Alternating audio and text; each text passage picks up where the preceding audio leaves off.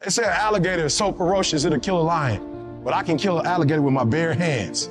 You want to kill an alligator, you kill it right after it eats, because right after it eats, it gets satisfied, and it goes to a state like it's almost paralyzed. Some of y'all in this room, are you paralyzed?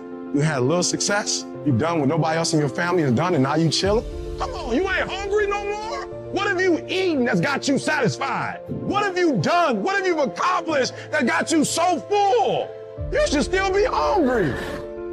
Pavarotti, the famous opera singer, everyone talked about his incredible discipline for his craft. He said, you know, everyone thinks it's discipline. It's not discipline. He said it's devotion. He was so devoted to his craft, it drove his discipline. You've heard the cliche because it's true. The harder I work, the luckier I get. I'm here today. I'm an ordinary person, but I focused on my craft. I had burning desire to be excellent. I love what I do. Sharing in my books and speaking is my oxygen, is my DNA. 4 in the morning, I get up and I'm working in my craft because I love it. I love it. When you love something and you're devoted to it, discipline is easy, am I right? So bring that love and devotion to what you do. It will drive your discipline. No one has to tell Tom Brady to go work out. He has a love and devotion to getting better. And your love and devotion will drive your discipline. That means you have to show up every day. You've got to put the effort in. You've got to be willing to do it when you're tired, when you're hurt, when it's not cool. And you've got to be willing to do that way longer than anybody else is willing to do it. I had to start looking at my life differently. I started going to work earlier. I started being the last one to leave there. I started working harder than anybody else. The other guys could not. Why would you work so hard, Les? I don't understand. You don't have to. I deserve better than this. This is something I have got to do because I've made a different kind of commitment with my life. My life deserves my developing this what I do well and becoming the best at it and mastering myself and seeing what I have within me. Wherever you are, whatever you're doing, do it with everything that you have. Develop the habit of giving more than what you're paid for. There are no shortcuts to greatness. To be great, you gotta be all in. To be great, you gotta get 120. To be great, you gotta put forth effort every single time, every single down. To be great, there are no days off. All men are created equal. Some just work harder. Some of us just grind. Some of us don't make excuses. Some of us don't surrender. Some of us don't give up and give in. What we do with the pressure is we say, I gotta take it, and I gotta take it to another level. Elite achievers will perform and succeed and win and dominate no matter what. We all live life. Some of us, we get more out of it. You might have to work a little harder. You might have to start at the bottom, but I'm telling you, you can have whatever you like. You just gotta work a little harder. You just gotta press a little deeper. When other folk are having a good time, you've got to have the strength of character to concentrate, to read, to digest information. Good intentions have kept people broke. Good intentions have stopped people from reaching their goals. Good intentions won't cut it. No more good intentions. No more only execution. No more I meant to. No more I should have. No more I wanted to. No more execution. Get up! Act like you playing basketball. Act like you playing football. Go in that doggone classroom. Compete. Many of you have lost your competitive edge. Get your competitive edge back. Compete. You don't stop when you're tired. You stop when you're done.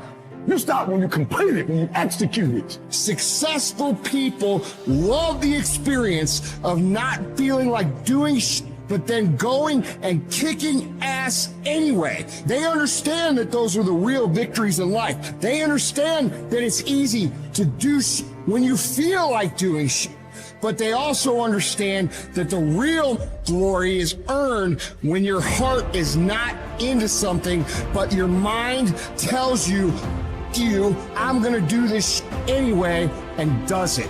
That's where people separate themselves from the pack. That's where people earn the right to success. They earn the money. They earn the life. They earn the relationship. They earn the body in those little moments where they don't want to do what they need to do, but move forward regardless of how they feel. That's what champions know, champions understand, and champions thrive on.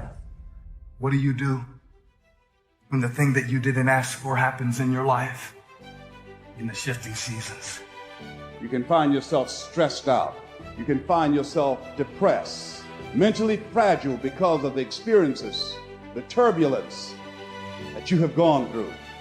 Setbacks will happen, and when they do, it's okay to get depressed, it's okay to cry, it's okay to go home, but eventually you have to get over it and move on.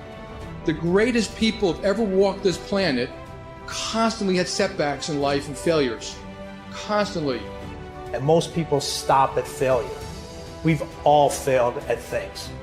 It's the most powerful tool you can use, but it all depends on how you use it.